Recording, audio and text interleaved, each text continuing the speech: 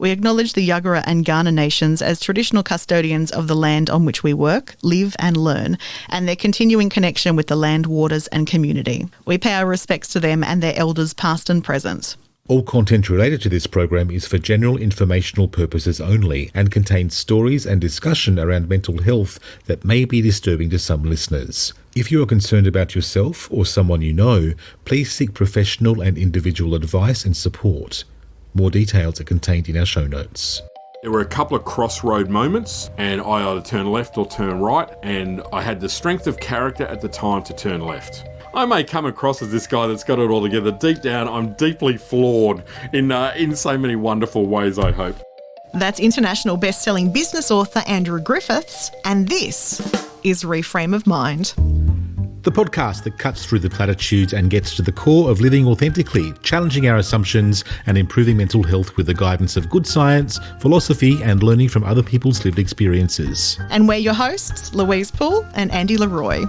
And last time we pulled apart the notion of other people's perceptions and their impact on how we value ourselves. So when you see a book with the title, Someone Has to Be the Most Expensive, Why Not Make It You, by author Andrew Griffiths, it kind of seems very encouraging and something you might like to pick up to, get some quick tips on how to make the dash for cash. Very enticing.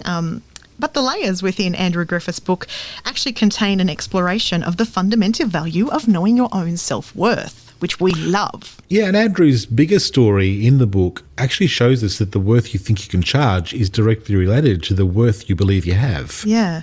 Someone has to be the most expensive. Why not make it you? It's not about getting rich quick or even another self-help book laced with pithy platitudes, because you know how we don't like platitudes in Reframe of Mind.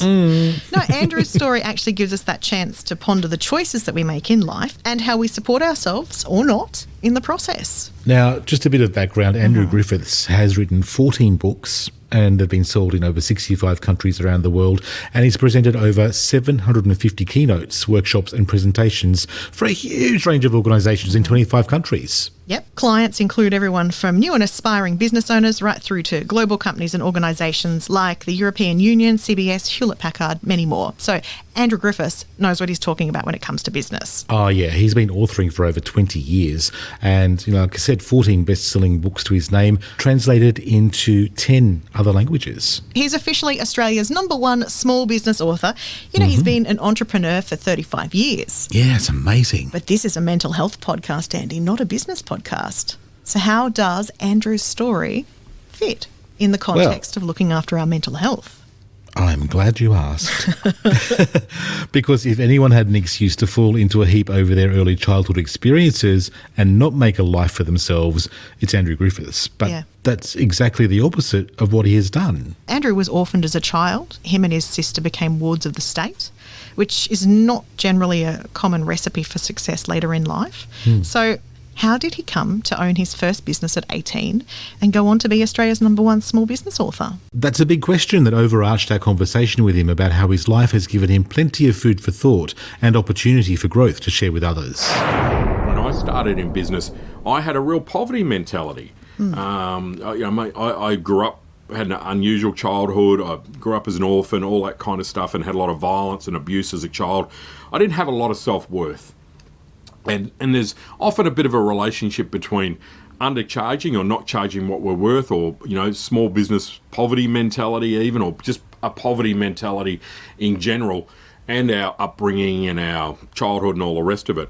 But when I started to get into business, and I bought my first business as a kid, basically, that poverty mentality was really problematic in my business because I never made any money. But I bought a business off I bought a dive shop, and the guy who had it before me had a poverty mentality. So his whole thing was about, you got to be cheap. No one's going to buy anything unless you're cheap. And so I just thought, okay, got to be cheap. He didn't understand things like profit margin, profitability, profit, full stop. Any of the P's he was not particularly good at. And so I had this great business that didn't make any money. And it was only when I had really an intervention from this wonderful friend of mine that everything changed, and I started to understand how important it was to actually charge what you're worth. And most importantly, above that, is that someone in your immediate network or competitors or whatever. Someone's got to be the most expensive. Why not make it you? I was 18 at the time, so that then began this incredible, I guess, journey for me, this 35, 36, 37 year history as a business owner. And I noticed so many people in business are really, really great at what they do, but they just don't charge enough for it. They just don't charge what they're worth. To the point where there are people that can actually never make a profit in their business because they simply don't charge enough. Now that sounds kind of absurd, but I encounter people like that ridiculously frequently. And I go, if I look at your business, you can never make money, yet you're working yourself to death because you just don't charge what you're worth. So what I'm trying to say there is that this is an issue that I've seen for a long time in business. I've experienced it myself. So this undercharging, not charging what you're worth. So the opposite of this is obviously saying, well, okay, then, you got to start charging what you're worth. And the pinnacle of this is to be the most expensive at what you do, because there's a lot of good reasons to be the most expensive. Andrew wrote his first book, 101 Ways to Market Your Business, in 1999. A lot of what you're talking about reminds me of some things I came across when I was over the years of self-development courses that I've been in and out of. And one particular teacher that I had used to talk about the concept of the map not being in the territory. So the analogy is that, if you had a Melways that was 25 years old and tried to get around Melbourne with it today, it wouldn't be a fair representation of Melbourne as it is today. So you probably wouldn't get very far, or, in certain parts of the city that probably didn't exist back then as well. But I wonder, though, Andrew, how your map looks today as author of book number 14 compared to how it looked when you were writing book number 1. Oh, completely different, Andy. Completely different. Well, for starters, when I wrote book number 1, I didn't think anyone would read it. So there wasn't a whole lot of pressure. Like, it was like, well, I was amazed that it was published. I'm still amazed that it was published. And really, I wrote my first book it was really a time management tool more than anything else, because my little business, I was running a marketing company, and I was getting all of these small business owners coming to me wanting advice, but none of them had any money. I was attracting the wrong kind of clients.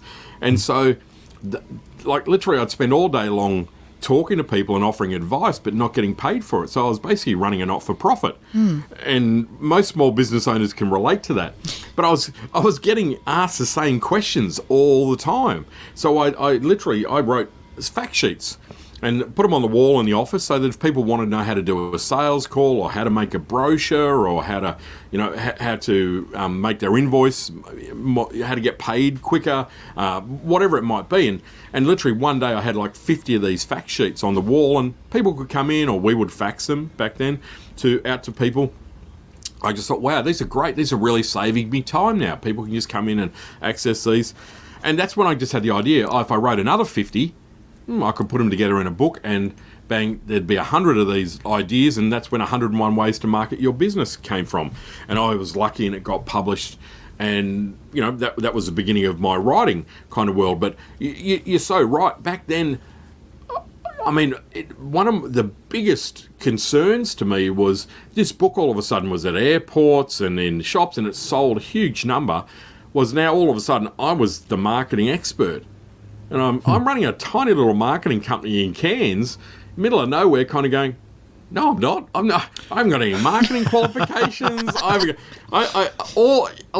a street smart marketer. I'm like Sesame Street, not even Pitt Street and so for me it was like, oh my God, people are like Telstra's of the world, and these big companies are ringing me saying, we'd like you to do a tour around Australia. And my first big speaking job was like 35 cities in Australia. And I'm going, really? I felt unbelievable imposter syndrome. But what kind of changed it for me was, honestly, it was actually tearing me apart, because I felt like a total fraud. Like, who am I? Like, I've got no marketing I run a little marketing company. I had all of the reasons not to believe. And then I started to go, okay, well, hang on though. The reality is I've got really great results for my clients. They love me. The people who I do work for, keep coming back and really loyal. I'm not trying to say I've got all the answers. What I'm actually trying to say is, hey, I did this stuff with my clients and it worked. This might help you in your small business. When you were writing those fact sheets for people, was that all information that seemed really obvious to you? Completely obvious. Because I'm wondering how much we actually undervalue the knowledge that we have, because it obviously wasn't obvious to everybody else. We undervalue it enormously, and that's... I teach people to write books, and one of the biggest stumbling blocks that I have, apart from this imposter syndrome that everyone has to a large degree, and those people who don't have it should have it. They probably needed it. They needed it, right? But is that, people say to me all the time, but surely everyone knows this stuff. And that's whether I'm talking to someone about financial planning or an engineer or a lawyer or even people with a high level of skills, professional skills, really struggle with that concept of surely everyone knows this. Even with my books, when I first had that idea to turn that into a book, that first one, I sent it out to a few of my marketing friends as an idea saying, hey, I'm thinking about writing a book about this, about how to market your business. And even they came back to me and said, Andrew, you're a nice bloke and all, but who are you to write a book? And then when it got published by Allen and Unwin, I sent them all a copy, and everyone came back to me. It's passive aggressive, but and I sent it back saying, "Here's the book that you said I shouldn't write," and they all came back to me, all of them, and said, "You know what?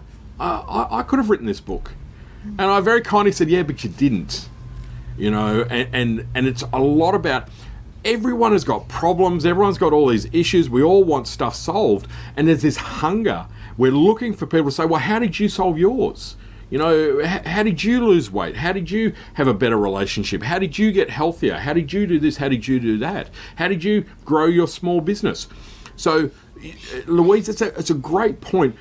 The stuff that you figured out and you've learnt, and the mistakes you've made that have the stuff you've got right, all of those things all rolled together put you right in this spot. And I say that no one on the planet has the same experiences, realizations, aha moments, bazinga moments, war wounds, whatever it might be, as you.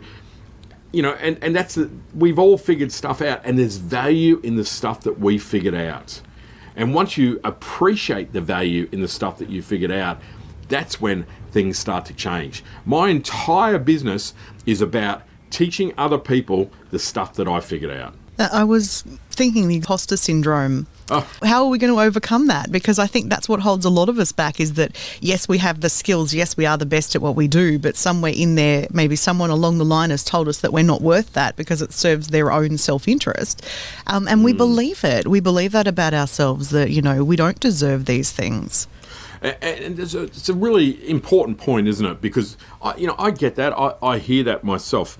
And I look at that and say, okay, so, we make the commitment, and that's the key to what you're saying, is that you can't just go from being the cheapest to being the most expensive without some form of change. I say in my book, you can't put lipstick on a wombat, but it'd be sexy if you did. It'd be a very cute wombat, but I'm sure the wombat's not going to like it.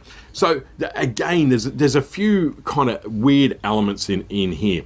And I have so many stories that I could share about that. It's more a matter of, we've got to say, okay, well, we've got to make that mental kind of commitment to increase our prices or be the most expensive. We understand that. Then we've got to say, well, okay, do we really offer, a great level of service? Do we really have a great product? Do we really, are we justifying? You can't just put up your price and not deliver. And that's this whole point about we live in a value-driven world more than anything else nowadays. So there's a little bit of that shift, but we've also got to look back and go, okay, well, am I really basing my thinking on old information? Like, I'm not good enough, can't charge enough, this is that old stuff in the past. When you're good at what you do, you really should have had a whole pile of kind of feedback where you reach a point where you there's enough evidence to suggest that you're good at what you do. I've had that as a speaker. For me, when I started out speaking, I needed people to come up to me at the end of a presentation and go, oh my God, you're amazing. I needed that. My bucket needed to be filled with enough of that kind of praise because of my self-worth issues at the time.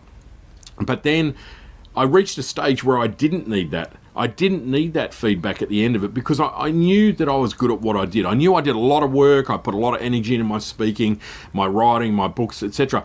I don't need people to say my books are great. I appreciate it. I really value it.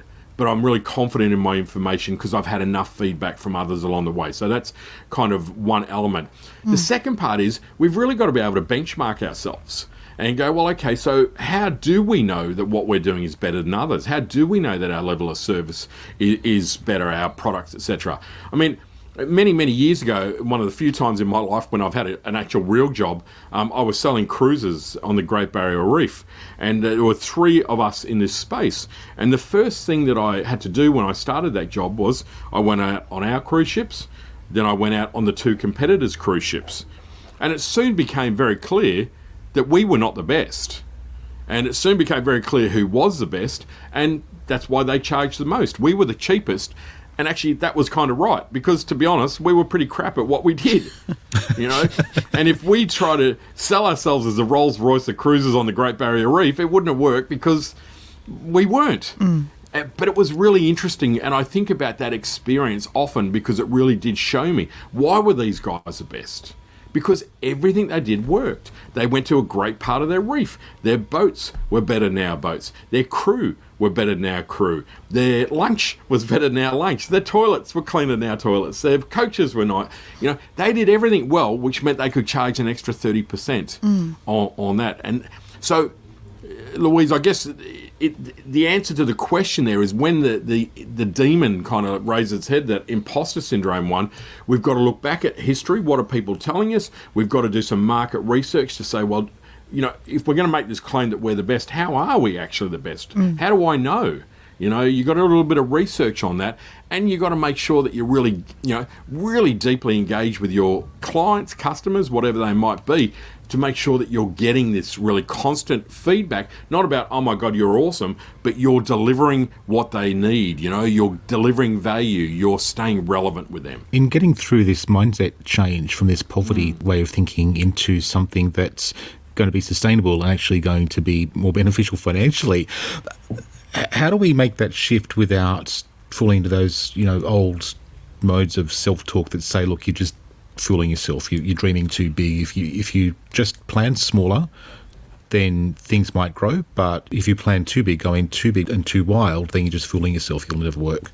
So the way that I look at this is that there's a couple of things that where your business is at right now, for example. I think most people actually, if I said, do you think you really charge enough for what it is you do? Most people tend to say no, right? They get that. To make the leap to becoming the most expensive is that's a big leap, and often it's a little bit outside of people's comfort zone. So people go, oh, look, we definitely like to be able to charge more for what it is that we do. So you're somewhere on that sliding scale. Wherever you are now, compared to being the most expensive, there's a whole pile of kind of stuff in between. So where I start with, so whether you just want to put your prices up a bit or you do want to become the best, there's things that we need to perhaps understand, and there's things that we need to look at a little bit differently.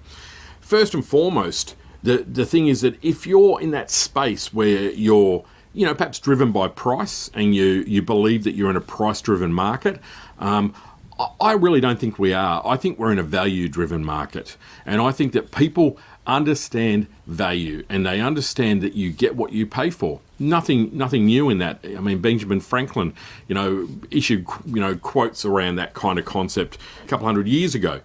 So people are looking for value, and they're prepared to pay for it, and they can actually track you down now and find you. So if you become the best at what you do and all that entails, which by association would mean that you can charge the most, there are people out there that will find you.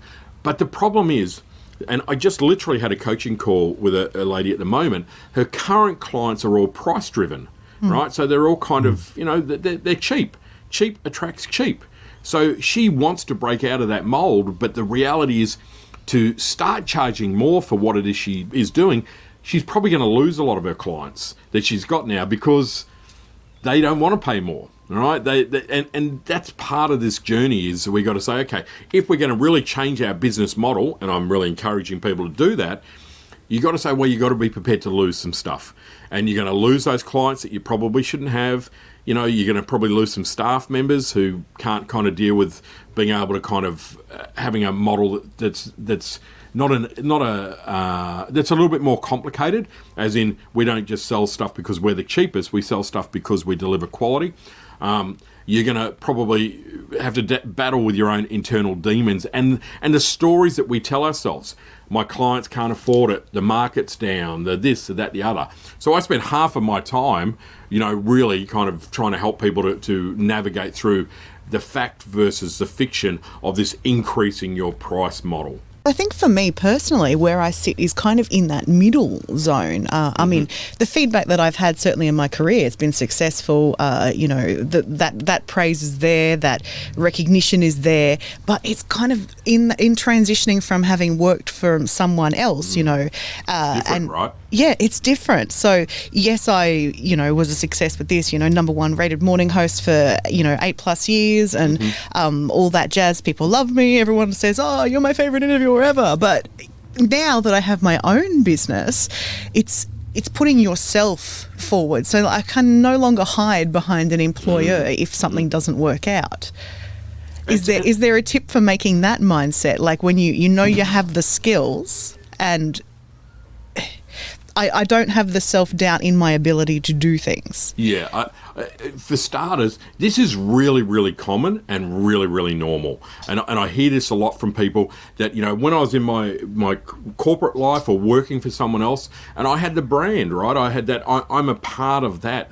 All of a sudden, when it's little old me and I'm the product without that, you know, that behind me, there's a sense of vulnerability. Like, you know, that's it. All of the reasons you go, well, hang on, I'm just as good as I was back then. What's changed? I haven't got this overarching kind of empire behind me that is kind of my credibility piece. So what it is this kind of redefining who you are, and it's redefining that credibility, right, but behind yourself. It's like when you go, okay, I start my business today, we get our first client, and it's like, okay, well, so what's your criteria for clients? Anyone who will pay me.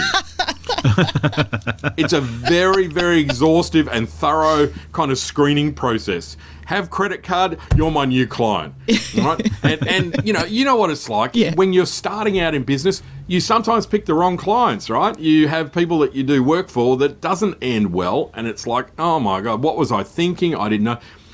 Look, you got to go through that stage a little bit when you're starting out. You got to make mistakes. You got to get things wrong. You know, you got to lose some money. You got to go, well, that cost us a whole pile of money and I didn't get that right. That's what being in business is all about. But the same thing comes along. You've got to just say, you've got to be measuring your successes as you go. One really simple little thing that I, again, encourage my clients to do is have a success board. Simplest of things. Every year in January, wipe it clean, and then throughout the year, just put your successes. What did we do really well this year? Whatever they are, personal, business, etc. Take a photo of it at the end of the year, and then, you know, wipe the board clean and start again. We forget most of the stuff that we get right. We remember and beat ourselves up on the stuff that we get wrong.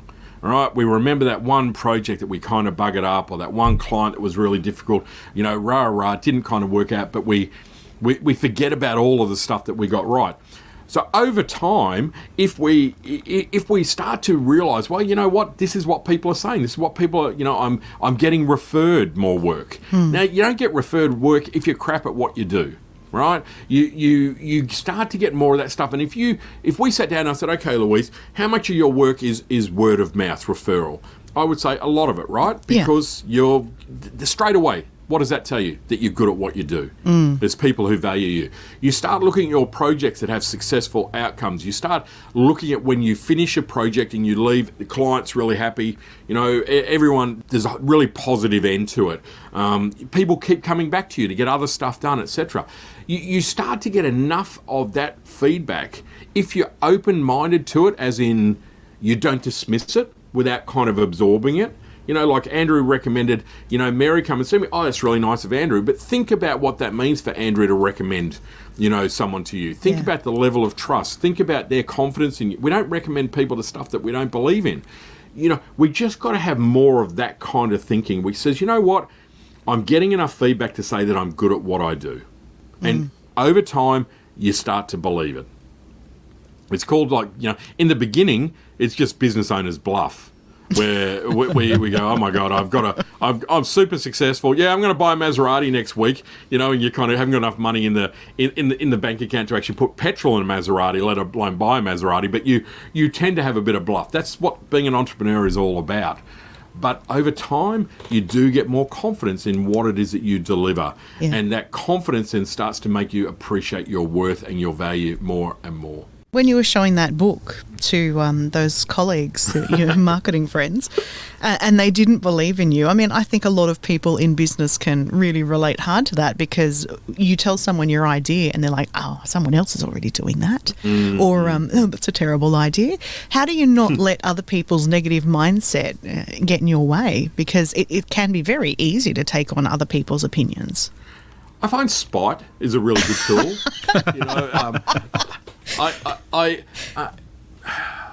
For me, because of growing up, my line that I use for that is I spent the first 18 years of my life being told that I was worthless, and the rest of my life proving that I wasn't. And I learned at a very young age to believe in myself and to back myself. I made so many mistakes. It's ridiculous, of course. But I've learnt the importance of being my own person and backing myself, and I perhaps learnt to not to wallow when I get things wrong, and to go forth blindly. And if that doesn't work, well, I'm going to try something else. And actually, ironically, it kind of ties back into this concept of curiosity. Like, okay, I'll try stuff, and 8 out of 10 things that I try might not work, but the 2 that work really, really well. And I think that the other part about that is that I would say is so vitally important in business is to have far fewer people around you who tell you and who take great pleasure in telling you all the things that they don't think you can do. Because I certainly have had those people in my life. However, I've had far more people who believe in me and tell me, you know what, if anyone can do it, you can do it, Andrew. That look, I've got an idea, but it's not just a blind, yay, everything will be great if you do it. It's like they know me and know that I will make things happen. It's the old. One of the most important parts of being successful in business is having the right peer group, and I know we've all heard that, and sometimes it's hard to find that peer group. But you've got to have people around you who their number one concern is your well-being and and they're able to disassociate their own limiting beliefs to give you advice. It's like, again, when I'm helping someone to write a book and they say, should I show my partner my draft manuscript? And I go, for the love of God, don't. Yeah. No. We thought we were the only ones who came up with the idea of not showing our partners things. Yeah, look, absolutely. Your partners are there to be loved and adored, not to read your draft manuscript of your book. We made the mistake of playing a podcast episode, and they're like, you talk a bit fast. Oh, I know. Yeah. But they complimented the other person's partner, so it all balanced out. Awesome. Yeah, great. Thank you very much. Love you dearly. Hope you die. Those things. But it is part of it for me has always been, I guess, a drive to try and not so much to prove others wrong, even though I said that about the value side of things. But I think for me to be successful in business, it has always been a battle or a competition against myself, not against others. I'm not trying to be more successful than someone else, or I don't get envious of someone who's, built Tesla, for example, or whatever it is like that, And I think that comes back to, again, having the right people around, knowing your own value set, being okay with what it is. Like, I don't need to have all of the answers, but I know what works for me, and I'm really helpful to share that with others. That kind of stuff, I guess, is an evolution of over time. Perhaps getting to know yourself better and perhaps being more at peace with who you are. I think that's something I've certainly developed a lot more of as I've got older. I'm curious, Andrew. I hear a lot of people in small business saying that it's really hard. I work so many hours, it's hardly worth it. You work, 24 hours, not 24 hours a day, but you get the idea of what they're saying with that mindset. And I wonder, do we need to sort of look at ways with work-life balance of, as small business people, not necessarily separating business from leisure, but maybe integrating it? Or do we need to take a step further back and look at the values behind of the decisions we make? It's a big thing. I wrote a book about this, 101 Ways to Have a Business and a Life. And I tell people it's my first work of fiction. And I don't believe it now. I wrote it at the height of the work-life balance kind of phase, I would call it. And I look back at it and I go, yeah, okay, it's the cute idea. I don't know if it really works. There's a whole pile of reasons, again, when that whole, you're working and it seems hardly worth it. That's actually a big part of the reason I wrote that book as well, right? Because all these people are working themselves to death. The reason that they are is simply because they don't charge enough for what it is that they do. So straight away there's that tangled web that kind of, entails. But, the sheer nature of business is, those people who are successful in business, there is a degree of obsession. It's like the famous chef, the successful chef doesn't become a successful chef by working 8 hours a day. It's just such a different psyche when you run your own business. It becomes a part of your lifestyle. It's not a Monday to Friday thing. It's not something that you generally switch off from. And the reality is that it is most definitely not suited for everyone. And there are a lot of people in small business that probably shouldn't be. And that's just a bit harsh, but it's the truth of it. You've got to be okay with uncertainty. You don't have a pay packet each week. You guys know what it's like, right? You don't know at times. In COVID comes along, there's no redundancy payment. There's no guarantee of anything. This uncertainty that we have to be comfortable with as business owners, for many people, they could not live with that degree of uncertainty. Whereas I look at it now, I kind of find it a bit exciting. I'm that used to it, it doesn't really matter. If you tie that back into saying, well, you've got to work a lot of hours and it's going to, be kind of, overtake your life a bit, absolutely. But hopefully you're going to get to that point in your business where you go, you know what, I don't need to actually work as many hours. Now I've got to break the habit, because often we end up working ridiculous hours, not because we need to, but just out of habit. I got into working 7 days a week, 16 hours a day, because I had bad habits, not because I really needed to. I wasn't as productive. I started working on a Saturday, so I'd put stuff off till Saturday. Then I started working on a Sunday, so I'd put stuff off to Saturday and Sunday because I was coming in anyway, and I'd spend Monday to Friday farting around, wasting time, not kind of doing it. And I also think sometimes there's a bit of the small business owner's badge of honour. There's a bit of misery associated with it, kind of working like a dog. I've got to do this, I've got to do that. You go, well, I don't really know that you need to do that all of the time. There's periods where we have to, absolutely. That comes with the territory of owning your own business. But ultimately, you've got to build the business to suit you, and that takes conscious effort. And say, well, okay, if you want to work 4 days a week and you want to earn $200,000 a year, okay, well, that gives you a bit of a goal in terms of what it is you need to be earning in your business to make that happen. Then you've got to say, well, am I dealing with fact, or am I dealing with reality, or am I dealing with fiction? So the whole concept of, rethinking it and, maybe changing how we run our business, that is everything from what we charge to who our customers are to what our business actually looks like. I mean, I got caught up in growing a bigger business. I had 15 staff, all the rest of it. I didn't make any money. I mean, I had to get to $100,000 each month before we started making a profit. And it was like, okay, it's the 28th of the month and we're at $98,000. So we might, it was stressful. And I realised I'm not actually I don't like this. I'm not doing the work that I enjoy. I started making money when I downsized the business to 3 staff. That's when I made money. That's when I had a life. That's when I got back to it. So sometimes we've got a business that doesn't actually fit what we want in our lifestyle.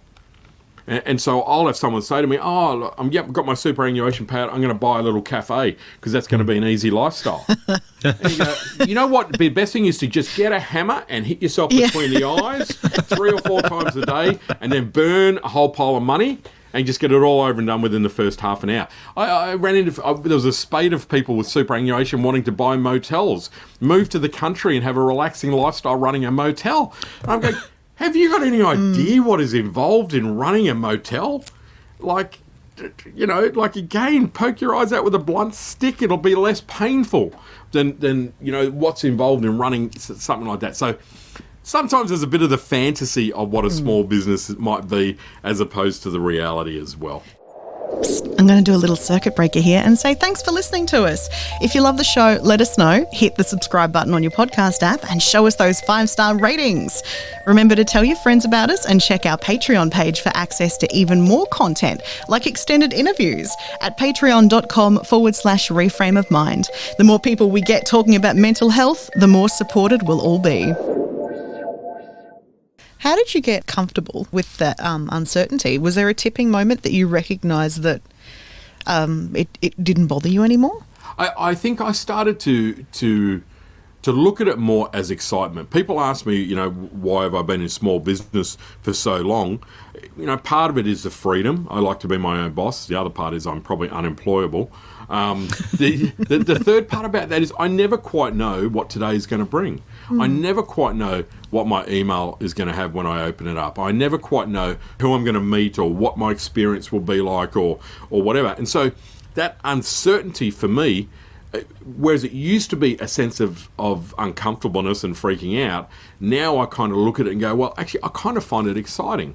I kind of find that, and I think I had to consciously change my thinking as well, because it's kind of stressful to always be freaking out and not knowing and not, you know, uncertainty. Whereas I think another part of that kind of shines through is that, you know, I know how much I've turned over every month for the last 15, 20 years. So it's pretty unlikely that tomorrow I'm going to turn over 1/10 of that. So like we were talking about with confidence and all the rest of it, I've got enough evidence behind me to probably give me a sense of security as well. You know, that I know that, you know, in January I probably turn over, I don't know, 50 grand or whatever it's going to be. And most Januaries, that's what I turn over. So over time in business, you start to get a little bit more of familiarity and I guess reassurance that probably I didn't have in the earlier days. I think your story from early on in your life is moving, and I think that it's also something where you could have chosen to be a victim. It's rough, the things that happen to you, but you've chosen not to. And I mean, that's incredible. How did you get to that point? I get asked this question a lot. People say, why aren't you pulling wings off butterflies and you know, hurting puppies and things like that? I kind of have a couple of different takes on that. I mean, it's hard when you have an upbringing, particularly there was no certainty. I mean, I didn't, you know, obviously I was brought up as an orphan. I lived in and out of state care, lived with a crazy old lady. I slept on a mattress in a backyard for the first 10 years of my life.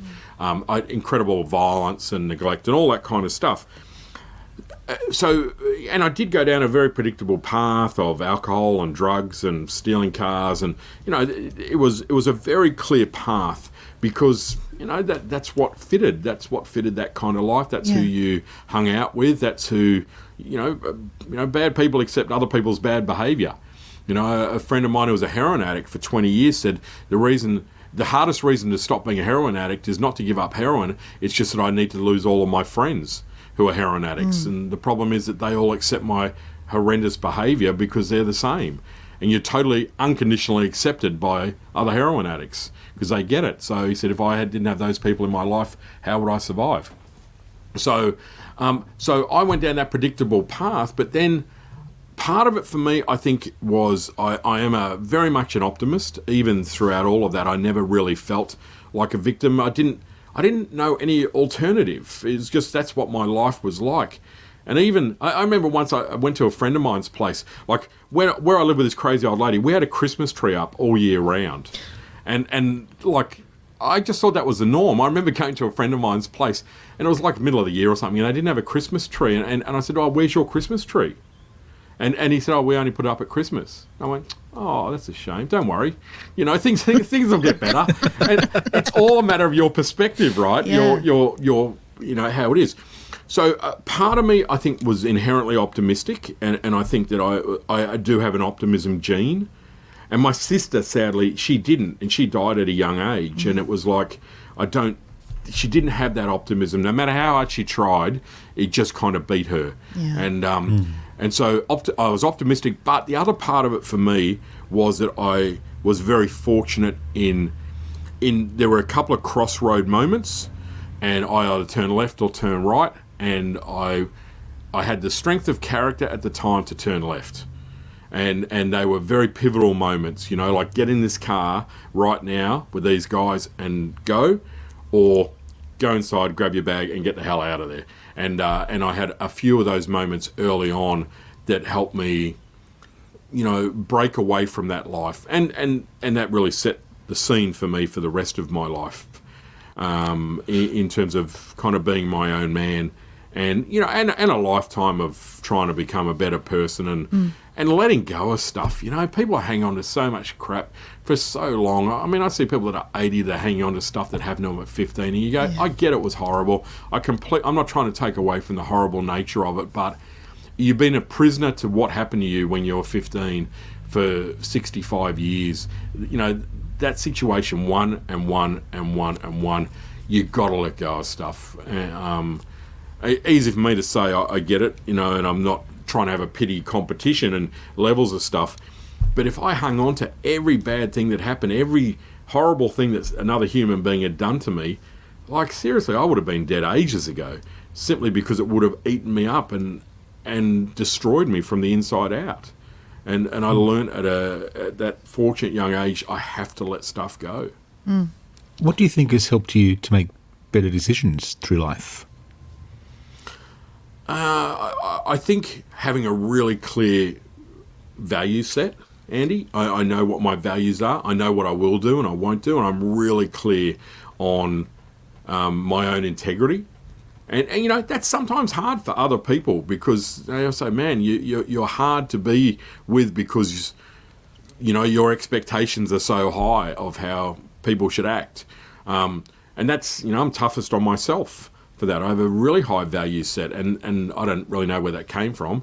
I think it was from seeing the opposite of that in life at an early age. I think I don't want to be that guy that beats up women. I don't want to be that guy that steals stuff. I don't want to be that guy that's, you know, smokes heroin, steals cars. You know, like the path that I was going on, I guess I decided I wanted to be the opposite of all of those things that I actually hated and rejected. So I think having that clarity of value was really helpful for me.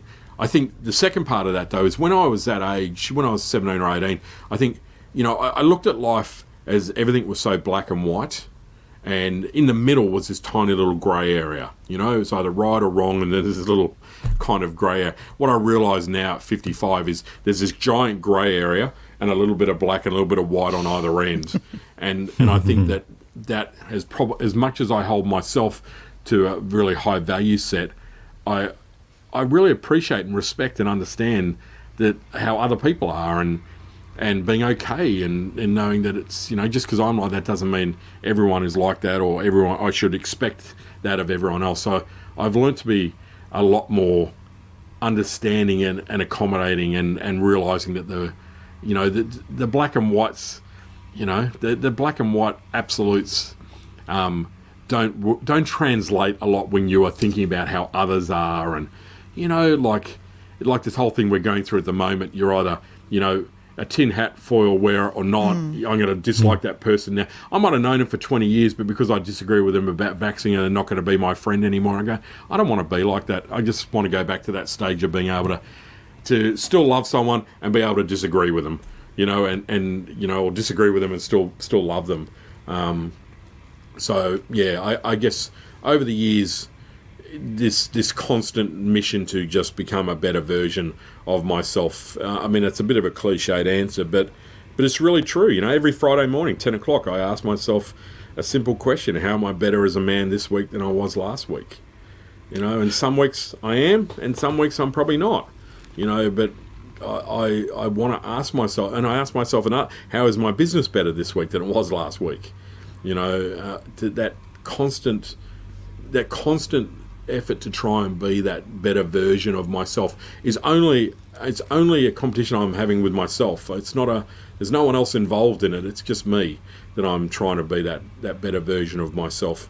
And I don't know, I hope it's working.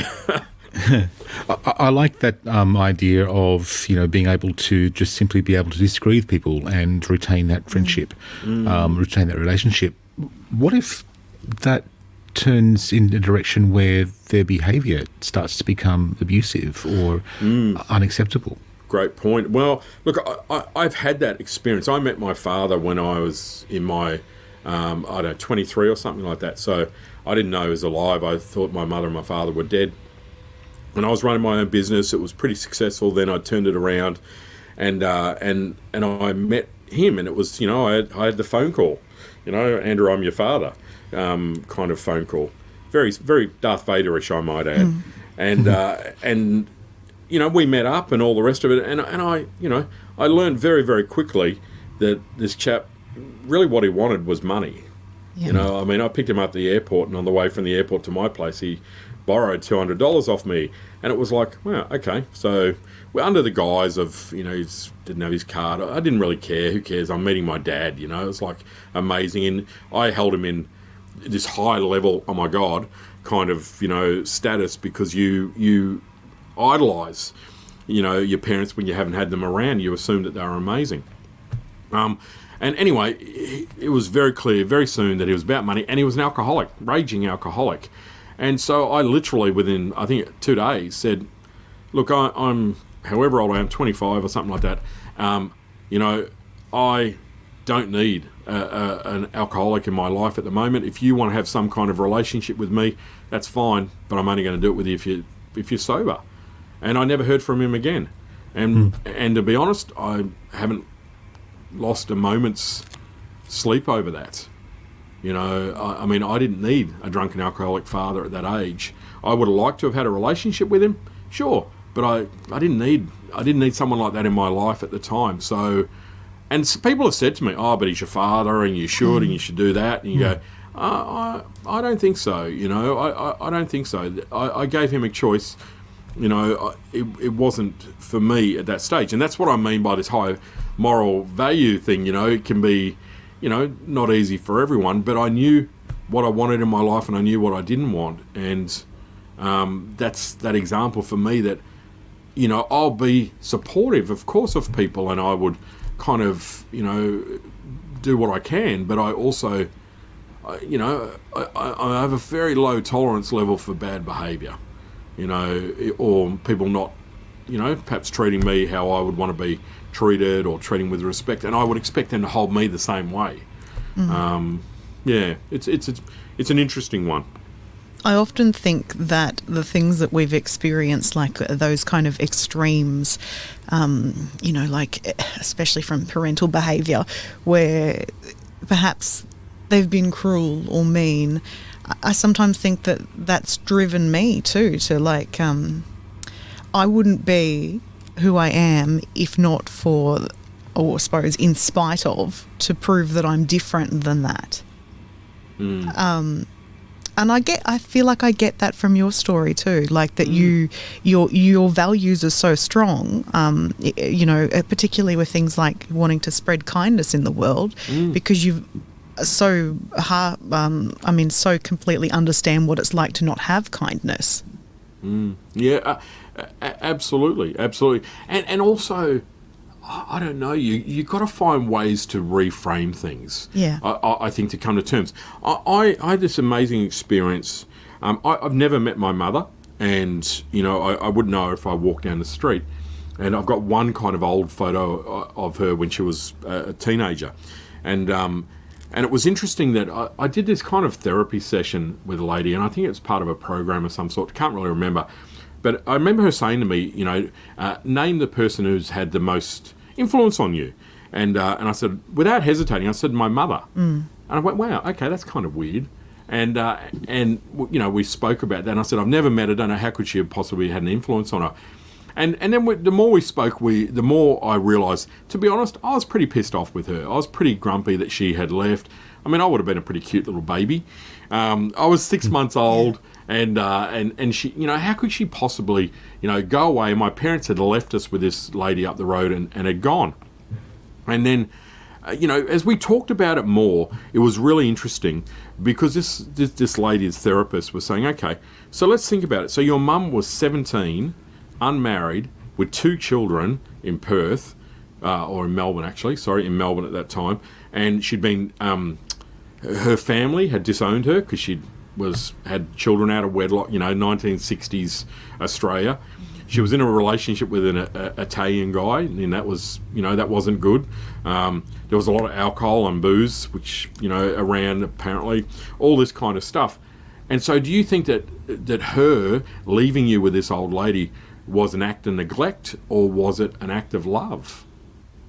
That maybe this old lady, who looked for all intensive purposes like Mrs. Doubtfire, maybe she was a better option to bring up these 2 children, this 6-month-old and 18-month-old baby, and left.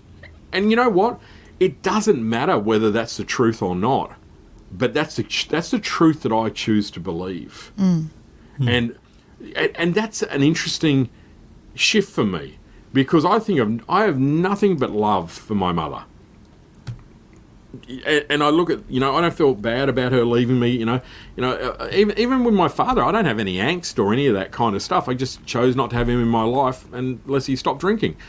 But I've learnt I've got to reframe situations rather than keep telling that old broken story about my mother abandoned me, this happened, she's the cause of all my problems, rah, rah. Or, I had business partners that ripped me off, that I wanted to get killed. I had a foster father who was sexually abusing my sister that I wanted him killed. There was a lot of that stuff. And I think I have a deep understanding and appreciation of the concept of empathy to a large degree. But it doesn't mean that I lack the strength of character to put an end to a situation that is wrong, in my view, like my father, for example. So when from my experience at least, when I can look at life through a lens of empathy and understanding and appreciation and kindness and all those kind of things, my life is a whole lot better.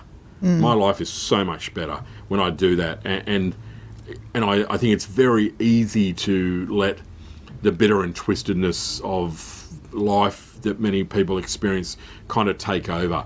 And I saw that old lady that brought me up for the first 10 years of my life, she was so consumed by anger and hatred and disappointment, and for good reason in many parts, but I saw her over the next 10 years till I was 18 and she died, how that anger and hatred just consumed her physically. I saw that and I thought, geez, that's what I'm going to become.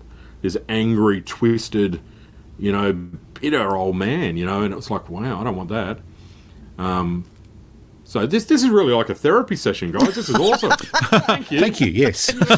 We love a good therapy Tuesday. We'll send the bill later. But send me a bill. I hope I'm online with answering your questions. No, it's perfect. I mean, this is what the series is about all those different things.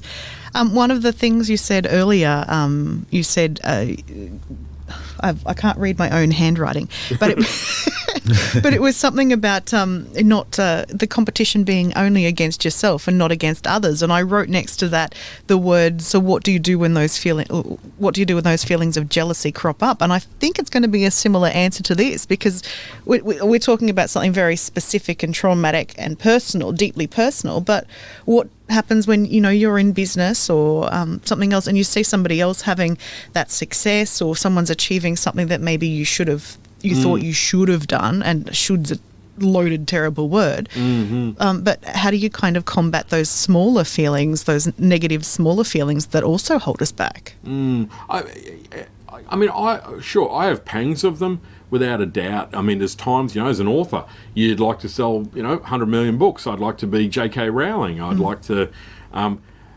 Not really for the money, but just because you'd like to think that you had that many books in other people's hands. I mean, I don't think anyone's ever going to make a movie out of 101 ways to market your business. We could try. We could try. Challenge, I think. But I've really worked hard at building my business and I guess my life to have the life that I want, and what is important to me. And I think the challenge is often that a lot of people feel that they need to build a business that others expect them to build, and that can be where other people expect them to build a giant business or a big tech startup that they sell for $1 billion, or to build a law firm or to build this or build that, but it's not really what they want to do. Yet they feel that there's an obligation to build something because that's what others expect of them. And so I guess right back from that, one of those kind of sliding doors moments when I turned left instead of turning right, it's been very much for me to make sure that I kind of live life to the beat of my own drum, and a big part of that is learning how to be how to love other people's success and not to be comparing my own level of success with that, and to go, I don't want to build an empire. I never wanted to build an empire. I love people that do. We need Bill Gateses of the world, or Steve Jobs, or whoever it might be, kind of doing that stuff, but that's not what I want. And so I guess what's important for me is my privacy, is my freedom, is the ability to go and chase wombats in the middle of Flinders Island 3 or 4 times a year, the to be able to do meaningful work. I guess I'm just really clear about what all of that really means to me, what it really looks like for me. And so when you kind of got and I built a business that gives me all of that, I don't really feel there's a lot to be jealous about, with others. I don't really kind of feel that. I'm just actually incredibly grateful for what I have and what I've built. And I forget at times that it took me a long time to build this. I spent, many years building the ideal business for me, not for everyone else, but for me. And I guess that kind of changes your perception and perspective on other people and other people's success and even other people's failings. It breaks my heart to see someone that doesn't succeed, because I know that how much pain there is in that, and I know how hard that is to live with, and all that's gone behind it. A small business isn't where it was. Up the street you see a closed sign, and I know generally what's behind that. There's probably health breakdown, probably a relationship breakdown, probably a loss of a house, and all the rest of it, and yet I think a lot of people just see, there's an empty shop, there'll be a new one there in a couple of weeks' time, and go, wow, I see a lot more. So I guess I've learned to be very empathetic over the years. I think it's a really important life skill. Yeah. Is the best form of competition one that supports the competitors in some way? Well, probably, probably. I don't know, I do encounter a lot of people who they reach a stage and they almost become bitter and twisted because they haven't achieved a degree of success that they feel is deserved. And I see that slide. It's a slippery slide where I don't know. I don't think it necessarily brings out the niceness in people. But you're right. Sometimes it's the competitive nature that spurs people on. There's no doubt about that, right? In physical activities and all kinds of things. I think in business, I don't know. For me personally, it's the competitiveness. I'm just happier with being competitive against myself. I think that's kind of what works for me, more than needing to sell more, build a bigger business, I don't know, than other people. What are the personal values that you hold dear to you? Do you mind sharing? No, not at all. I have my own little kind of framework that I have, and I kind of carry it around with me. I love it.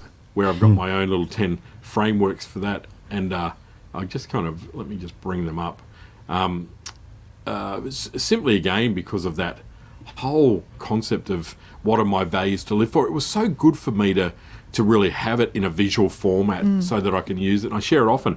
And it's about being wise, and in that to me is about the greyness of life and being slower to judge and learning, from my experiences in life. So I try to be wiser as I get older. Be kind is very important to me, that kindness. I remember people that were really kind to me when I was younger in a very difficult space that had a profound effect on my life. And they were kind just to be kind, not because of any other reason. Be present. I think we live in such a distracted world. I really pride myself in being fully present, and whatever I'm doing, I'm there 100%. And I really make the most of situations and engagements. Like my partner, she laughs wherever we go. Everyone knows me, not because I'm a famous writer. They know me because I talk to everyone. I say hello to people. I wander around the markets and everyone comes up and gives me something, some fruit or this or that. Everyone knows me. And it's because I'm fully present when I engage with people. Be understanding. That whole concept of put yourself in the shoes of others is a great value that I love to live by. Be connected. And that value is again about, staying connected with those, in my life that mean a lot to me, and making sure that I'm there for them when they need me. Be strong. And what I mean by that is be able to make those strong calls, those strong decisions, do the stuff that's hard that I don't want to do, but I need to be strong. Be curious, which we've spoken about. Be better. That whole concept of how can I keep getting better at what it is that I'm doing. And like at 55, I feel like I'm only just beginning in my journey of what I'm doing. So be better is always there.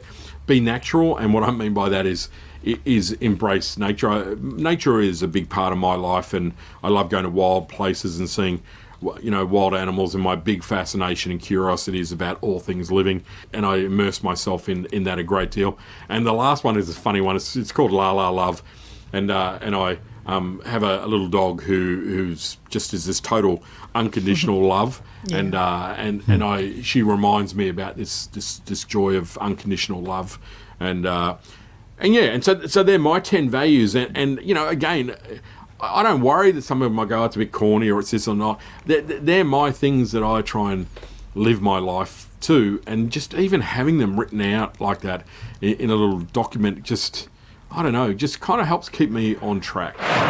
You can find out more about Andrew Griffiths and his services at andrewgriffiths.com.au, and his book, Someone Has to Be the Most Expensive, So Why Not Make It You, is available in all the regular places. Also, check out our show notes. Next time on Reframe of Mind, we have a look at recognising your value and values, because feeling worthy is an ongoing process. Hugh Kearns from Flinders University joins us to discuss how we validate ourselves through positive feedback. Here's a little secret you can tell your family as well, or anyone. When anybody ever asks you for feedback, they probably don't want feedback at all. They just want someone to tell you that you were right. And so that's this is a little relationship tip you learn early on in life. When your partner asks, what do you really think? That's not what they mean. You've been hearing our story, now we really want to hear yours. Connect with @Reframe of Mind on Instagram, Facebook, TikTok and Twitter. Or connect with @Welcome Change Media on LinkedIn. You can also contact us via reframeofmind.com.au with your stories or suggestions for future topics.